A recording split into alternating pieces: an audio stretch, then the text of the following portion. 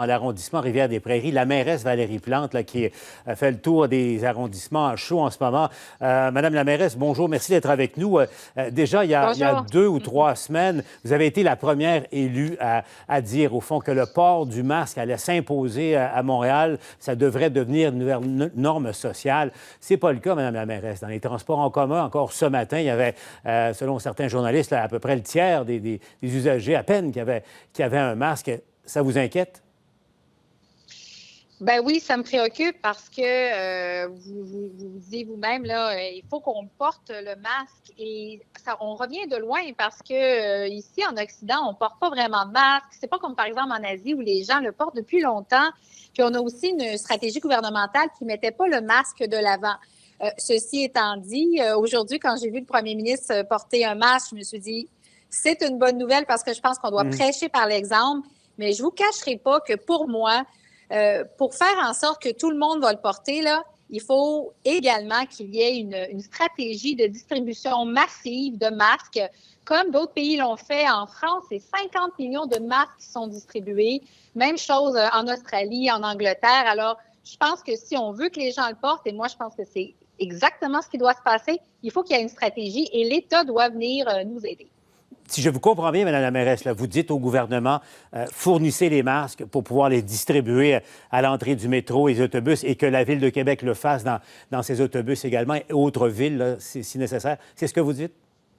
Oui, absolument. Et moi, je vais plus loin parce qu'encore une fois, quand je regarde les pays qui ont rendu le masque, comment dire, obligatoire, c'est parce qu'il y a eu une stratégie de distribution qui accompagnait cette obligation-là. Sinon, encore une fois, les gens, soit pour des raisons financières ou pour d'autres raisons, vont peut-être pas penser ou vont le faire. Alors moi, je pense qu'à ce moment-ci, on doit être très proactif. La Ville de Montréal, on en a fait 50 000, mais je vous cacherai pas que il en faut beaucoup plus que ça. Mais malheureusement, la Ville n'a pas vraiment les moyens de couvrir les masques de toute la population. Donc, il faudrait quoi? Des centaines et des centaines de milliers de masques? C'est ce que vous Oui, demandez? oui. C'est ça. En France, c'est 50 millions de masques qui sont distribués. Il y en a à l'entrée des épiceries, il y en a dans les métros, dans les autobus, il y en a partout.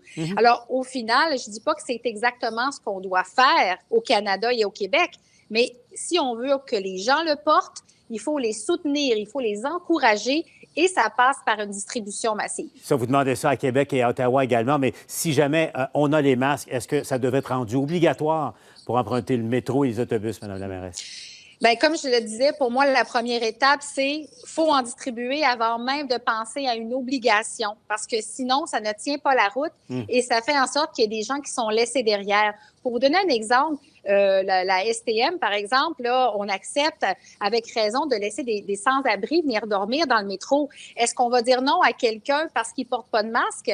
C'est plein de petites inégalités comme ça, ou même en raison du profilage racial ou social qu'on veut pas encourager, ça pourrait mener à des inégalités.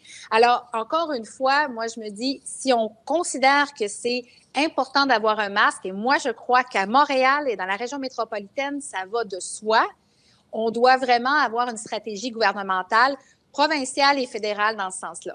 Vous en distribuez en ce moment. Alors, est-ce que les gens le portent une fois qu'ils en ont? Est-ce que les Montréalais et Montréalaises le portent ou pas? Oui, moi, je dois vous dire que j'ai vu déjà une nette amélioration depuis le début, depuis que j'en parle, depuis que je l'ai porté également, ça a eu un bon impact. Et aujourd'hui, je distribuais dans Montréal-Nord avec un organisme qui s'appelle Woodstock. On distribuait des trousses avec des gants et des masques jetables. Et les gens étaient comme, oui, je vais le prendre, je vais pouvoir le mettre pour aller à la pharmacie ou faire mes achats. Et c'est exactement ce qu'on doit encourager, comme le port du masque comme mesure complémentaire. Madame la mairesse, deux questions avant de vous laisser. Le dépistage, qu'est-ce qui se passe sur le terrain? Dieu que ça a l'air compliqué. Êtes-vous satisfaite, vous, du niveau de dépistage en ce moment dans votre ville? Bien, écoutez, je pense que comme tout le monde, on a entendu les objectifs qui ont été émis par la santé publique. De 14 000 au Québec, dont une très grande partie, c'est plus de 5 000 à Montréal. Présentement, on n'a pas cette cadence-là. C'est sûr que ça me préoccupe parce que si on veut pouvoir, bien cibler, il faut qu'on ait de l'information et c'est ce qui nous manque en ce moment. Oui, ça me préoccupe, mais à ce moment-là, je me concentre sur quoi je peux agir, comme par exemple fournir des autobus. Les cliniques mobiles sont prêtes, il nous manque les ressources pour les opérer. Mais il vous manque à vous aussi d'informations. On n'a pas le portrait d'état du champ de bataille à Montréal. Madame la mairesse, vous allez rencontrer le premier ministre qui va venir à Montréal jeudi. Vous allez lui dire quoi en commençant? D'abord, il faut amener des masques. Et la deuxième chose, ça va être quoi? Alors, je vais lui souhaiter la bienvenue. Et oui, nous porterons des masques, ça c'est clair. Mais vous savez, quand je parle du masque et les demandes là, que je vous partage, bien sûr, on les a communiquées au gouvernement provincial et fédéral. Et l'autre élément que je vais mettre de l'avant, c'est si on devait garder les commerces ouverts, fermés, après le 25, qu'est-ce qu'on va pouvoir faire pour aider les petits commerçants? De la même façon que si le gouvernement du Québec et la santé publique décidaient de garder les écoles et les garderies ouvertes, fermées, excusez-moi, il faut absolument qu'on réfléchisse à qu'est-ce qui peut être mis en place pour soutenir les parents et même les enfants en détresse parce que c'est pas facile en ce moment. Alors, on doit être proactif.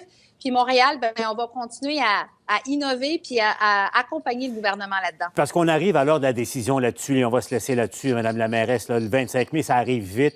Il y a beaucoup de préparation. Et Mylène Drouin, la directrice de la santé publique de Montréal, l'a dit en point de presse. En ce moment, les conditions ne sont pas là pour vraiment envisager le report de l'ouverture des écoles et également des commerces. Êtes-vous de cet avis-là également, Madame la mairesse? Vous comprendrez bien que c'est le docteur Drouin émet des réserves. Moi, je vais bien sûr suivre les recommandations de la santé publique. Mais je tiens à le redire, c'est important que si c'est le cas, et la santé doit passer en premier, c'est évident, mais il faut qu'on puisse soutenir, encore une fois, et les petits commerçants, mais également les familles qui commencent à avoir la langue à terre puis qui ont besoin de répit. Et les enfants aussi. Valérie Plante, mairesse de Montréal. Merci, Madame la mairesse, d'avoir été avec nous à LCN.